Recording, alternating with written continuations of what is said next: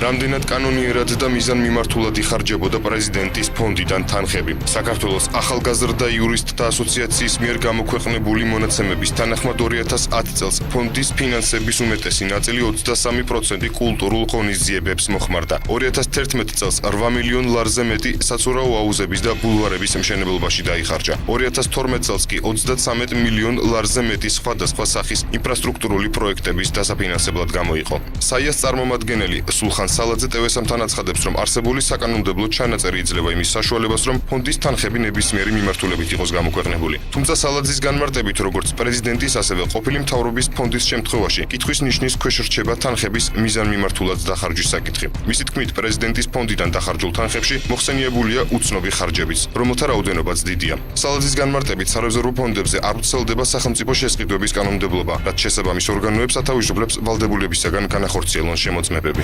არსებული ჩანაწერი არ ამბობს პირდაპირ, რომ მკაცრად შეზღუდულია სარეზერვო ფონდიდან თანხების ხარჯვა.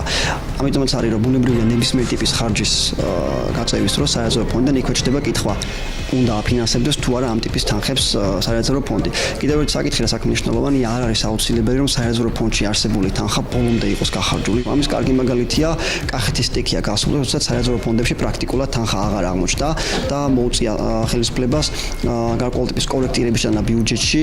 გენერალური აუდიტორი ლაშა თორდია პარლამენტში აცხადებდა, რომ პრეზიდენტის ფონდი სისტემურად განსხვავებული მექანიზმია და მისი შემოწმება აუდიტის სამსახურის მხრიდან ვერ მოხდება.